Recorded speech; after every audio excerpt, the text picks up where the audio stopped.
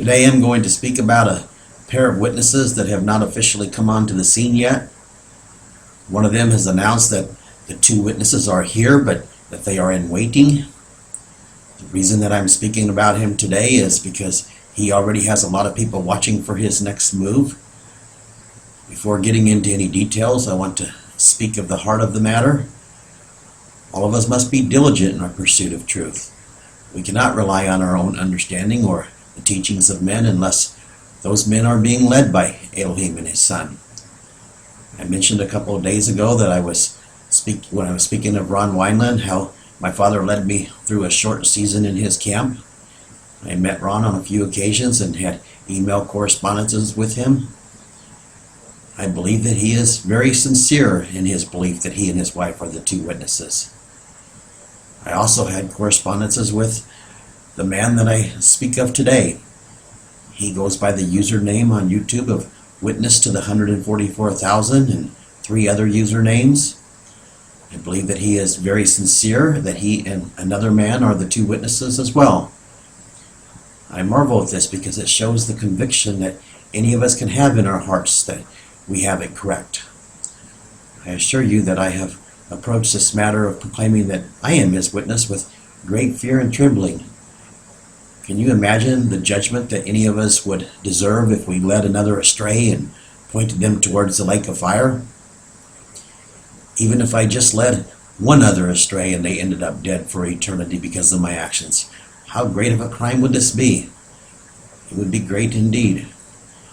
The same would apply to each and every one of you.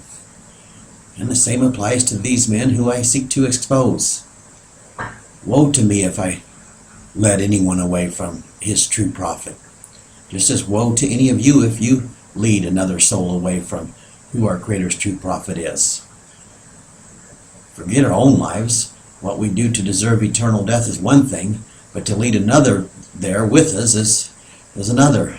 How wicked is this? It is wicked indeed, and there are those who seek to lead others away from me as well. You'd bear to be right, just as I had bear to be right. Ron and this man that I speak of today are so sincere, just as Billy Graham and most others are sincere. They believe that they have it right. The Southern Baptists believe that they have it right. Islam believes that they have it right, and so do the Scientologists and the Buddhists and every other religion. But the truth of the matter is, there is only one who has it right, and that is our Creator. So we have to be in agreement with Him. Believing that we have it right is not going to be a defense when we stand before our Maker and try to justify ourselves for leading others astray. The Apostle John told us in 1 John 2 verse 21, no lie is of the truth. Satan's number one tactic is to take apart truth and twist it into a whole truth. This is why you see so many in Christianity slinging around individual Bible verses, usually quoting Saul of Tarsus, but sometimes they even quote the truth. An example of this is in John 3:16, where John records Yeshua saying, "For Elohim so loved the world that he gave his only begotten Son, in order that those who believe into him will not perish but have eternal life." And of course, there's some translations that people really don't dig into here and to see what this verse is really saying. People lay siege to this verse without even reading on about what he said about doing the truth just a few verses later, about the darkness and the light. The point that I'm making is, man has selective hearing. I said in one of the last couple of videos that Satan has every gate covered with his deceptions except one. The one that he does not have covered is the truth that sets us free. The man that I'm speaking of today also goes by the names Food for the 144,000, Witness of Yahweh, and KALAMATA777. As I said, he is very sincere. In our conversation, I felt the genuine love for him and for his follower that I spoke with. And they speak of some truth. In their teachings, they teach that Saul of Tarsus is evil and this is good. And they teach that we must keep the commandments and this is good. Of course, I don't know which ones that they teach that we should keep. All I hear basically is that we should keep the commandments, but it's another subject. When I came across their 5 different websites about a year ago, my heart longed to be in fellowship with them because they had some things correct, and I was looking forward to speaking with them. But they were isolated, and I was unable to contact them, and looking back, I see why. My Father had delivered me out of the captivity I spoke of before, and I had entered in under his wings of protection, and he was not going to allow me to be sifted. He had much to teach me in a short period of time for the job that he was placing in front of me. I had to basically unlearn everything because I was buried in the deception. I spoke on this. He drugged me out and plucked me out of the fire, gave me a change of remnant. By the time that these two men contacted me, my Father had solidified his truth in my heart. He had become my source for all truth, so I had no reason to listen to anything else. I was still so excited to share with what he was restoring with these two men, but I found out that they were grounded in their beliefs. They did not want to hear. And of course, obviously, I did not want to hear them because I knew where my source was and where the truth was coming from that was being given to me. At this point, I learned that one of them also claimed that he was one of the two witnesses, and he said that an older man in Israel or outside of Israel was the other. Each of you should be amazed by this. With the world as large as it is, how is it that I have come in contact with others like this who are claiming to be his two witnesses? And I'll speak in the coming days of another example as well of this. But what are the odds? I was not trying to reach the one who went by the names of witness to the 144,000 or any of the other two. I was trying to reach KALAMATA777 and live for God's kingdom was the other one that's with him. But all of this is proving to play out for a reason, especially when you take into account the timing of it all. It is amazing to witness all of this. If I heard him correctly, I think that he said that the other man that's claiming to be a witness, or actually that he's saying is the witness, does not know that he is the other witness. I'm not positive that this is what he said, but I believe that's what he was saying. It wasn't my focus of the conversation. I was trying to share with him what was true. And anyway, in any case, shortly into our conversation, I realized that although we shared some core truths, like about Saul of Tarsus and things, and needing to keep the commandments, we were not in agreement. And two cannot walk together unless they are in agreement. And our differences were not on small subjects, especially considering where we're at in time. This man had previously heard the evidence for the fact that the Sabbaths are based on the new moons each month, and he dismissed it, and he still upholds the Saturday Sabbath. This is easily proven to be false if you just believe our Creator's word. My Father had already proven to me from his word that his Sabbaths are to be determined by his luminaries, and if you believe his word, he'll prove it to you as well. And this one fact alone is a very large tipping point, because the mark of the beast is rebellion, and if we are rebelling against the truth that he is restoring, we bear the mark of the enemy. And I've spoken on the mark of the beast in other videos as well. Also, when I spoke to this man, I had already been given the date of Yeshua's return, as was prophesied that it would be given by Isaiah. This man believes that there first needs to be a 7-year tribulation, and that at least at the time that we spoke, that it had not begun yet. Of course, during when we were speaking, he was thinking it was maybe going to begin at one night there that week, but anyway, I don't know if he proclaimed that or not, but I'm not going to go into all that details, but anyway. This leads people to a false timeline, and it is time to put your shoes on now, not in 7 years from now. He also believes that the third temple must be built in Jerusalem and such. These are already beliefs that my Father has led me out of, and they are contrary to where we're at in time. I also know that these are beliefs that many of you listening to this have as well, that you're holding on to. You will need to examine the evidence that he has given us and choose if these are lies, because no lie is of the truth. And if you examine the evidence and you deny it, well, it's your choice too, but he has shown what Daniel 9 means and such. In order to do so, you will also need to determine who his witnesses are, because he is restoring truth through them and beginning to build up the old waste places to prepare a people for his Son's return and for a new era of time. I have spoken in these videos that his word testifies to who his servants are. both to the first witness and the one whom he has authorized to speak in his name at this time. All of these men and women that I am testifying against come in their own name. Not one of them offers any scriptural proof that they are who they claim to be, because there is none. Once you determine who his servant is, then you can know that he is speaking that which is being delivered through his Son. As I said earlier, can you imagine if any of us are wrong and we are teaching those who might become his children lies and leading them to a different path that leads to the lake of fire?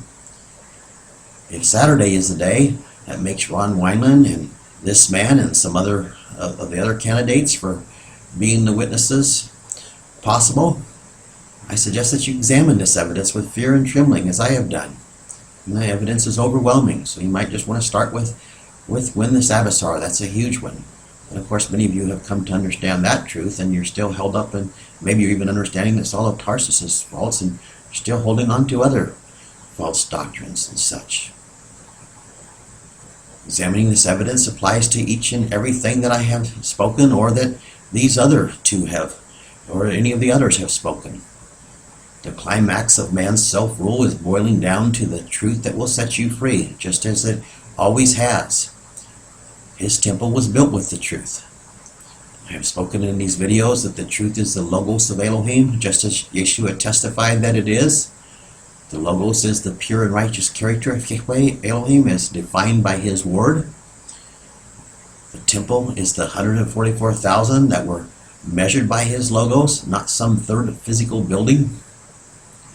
You're going to need to either come to this understanding or continue in the lies. You have to figure this out. We talked about that before. You're not going to figure it out. You're going to have to believe him and find out who his servants are. But his word proves this, actually, if you get into it and you have ears to hear, but he has to give those. The problem for you is those of you who believe that the third temple does need to be built first. If you continue to believe that a third temple needs to be built and that we still have 7 years left after the time of affliction begins in the coming weeks and months, then the day of Yeshua's return will come upon you as a thief in the night. So it's a pretty important thing to not be wrong about. The same applies if you believe of some anti-Messiah needing to come on the scene for 3.5 year covenant because you have believed some false teachings of men and false interpretations and translations of Daniel 9. These are most important topics to have right. All of them are. Much hinges on knowing the truth and living it in these last days. It's what matters. Some of you holding on to some beliefs that came out of Judaism. This man certainly is. This should be an obvious no for any of you.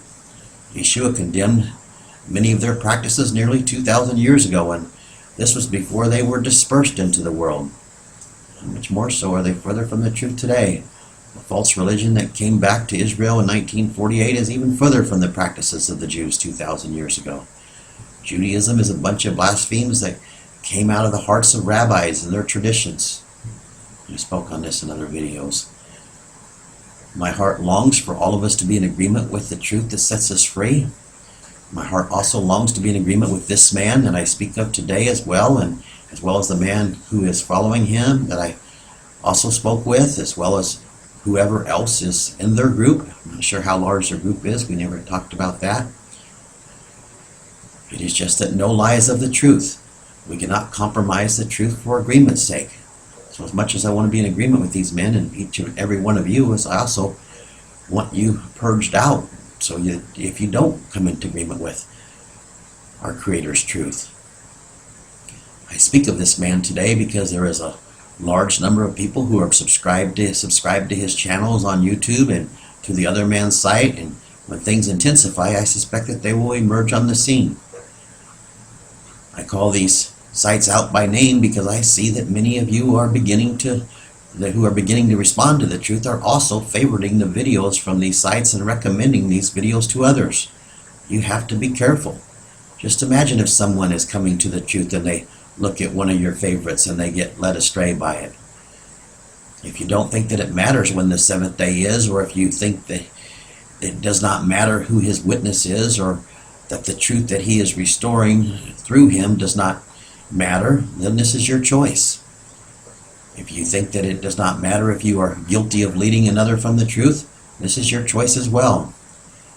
Each of you had better learn who our Creator and His Son are speaking through and flee from everyone that is false. This includes representing them, posting their videos and stuff, watching their stuff, even to let it influence your mind. As I said, our Creator's Word is going to testify to who His servant is. Also, His Word will testify to their works that He has sent them to accomplish, and it will testify to who is false. I spoke that Satan has all of the gates but one covered. He has these gates covered with nets to snare you. Just ask yourself this. If you were the master deceiver and you were being allowed to put your traps at every gate but one, would you not also set up a witness that also confesses that Saul of Tarsus is false? Of course you would. As a matter of fact, this seems to be this man's main focus that I speak of. Yes, it is very good to know that Saul's treachery and expose it, because he is the abomination of desolation. Of course, this man doesn't speak of him as being that, but I have showed you where the word of Elohim testifies that he is indeed the abomination of desolation. But what is the one who our Creator's Word testifies to telling you to put your focus on? He is telling you to put your focus on returning to the paths of old, to let Him mold you in His image. I am telling you to stop eating the bread of men and to cover your heads and to ready yourselves for a second Exodus. I am telling you to cast off the mark of rebellion, the mark of the enemy. I have not isolated myself from the people that He is crying out to. I am standing up for those who will become His people. I am standing up for His righteousness in a dark world and crying out to you to clothe yourselves in His righteousness and to let His Son's blood wash you clean. This is real, and it is happening now, not in 7 years. Woe to any of you who are leading another astray. Woe to any of you who are refusing what your Creator is restoring. Woe to any of you who are calling good evil and evil good. Woe to any of you who call the light dark and the dark light. Woe to any of you who are continuing to feed off of the bread of men after your Creator has issued forth His decree to stop. Woe to any of you who refuse to turn from your ways and turn to your Creator's narrow path. Woe to you blind guides who teach lies and lie against the truth. Woe to any of you who have omitted our Creator's righteous judgment. Woe to any of you who are not broken over the abominations practiced in your midst. And if you don't think that the Saturday Sabbath is an abomination just as Sunday Sabbath is, woe to you for that. Woe to any of you that have perverted the faith that our Messiah shed His blood in order that you could have it and live in it. His wrath is fast approaching. It will be served on those who will not turn from their ways. The only gate that Satan has not been allowed to cover is the truth. Yeshua said that He is the gate. We also know that He was and is His Father's Logos. He was in the flesh, and now He still remains. He was given the name, the Logos of Elohim. He said that the truth is His Father's Logos. So Logos is the truth, and it's the light. I'm not sure how much more straightforward than it can get. All that matters is having the truth and living it. It should be obvious to any of you that Satan has been allowed to set up many counterfeits to the truth with any manipulation of it that he can. You have to believe your Creator's Word. Both this man that I speak of and I both agree that his word testifies to the fact that Saul is false. This means that we both agree that the books of the Old Testament and the writings of John and Matthew are true, apart from the translation errors anyway. So why can't we agree on these other key topics? There can only be one answer, and this is either that one of us or both of us are still in the captivity. One of us or both of us are still letting the teachings of men or the influence of Satan to influence our beliefs. The same goes with all variations of the truth. Our Creator's Spirit is not divided, and it is sent to teach us all truth. So if two people have different truths, then there are two different spirits guiding them, or they both have Satan guiding them to cover a different gate. If what you believe to be true came from the teachings of men or from rabbis and such, or if it came from your own reasoning and intellect, then you can take it to the bank that Satan had his hand in putting your beliefs together in your mind. My father showed me that his two witnesses were sent to bear witness against mankind, that they loved the darkness rather than the light. Of course, Yeshua brought this witness as well. This is because they rejected the light. Yeshua became the light, but the world did not perceive it. Yeshua came to bear witness to the truth as well as bearing witness against the darkness. In examining the beliefs of these self-proclaiming witnesses and witnessing Satan's counterfeits, my Father has brought me front and center with another reality. I have been sent to bear witness to the truth as well as bearing witness against mankind and the darkness, just as Yeshua was. You should marvel that in nearly 6,000 years, only 144,000 have come completely out of the darkness to become children of the light. You should marvel that there are so many different perversions of the truth in the world today. One has been raised up out of the captivity to bear witness to you what the truth is that will set you free. And he has the word of Elohim standing behind him, and he has his Son restoring truth through him. The works that I have been sent to do testify to this. Lay cease to what he is giving and stop eating the bread of these men who have part truths. No lie is of the truth.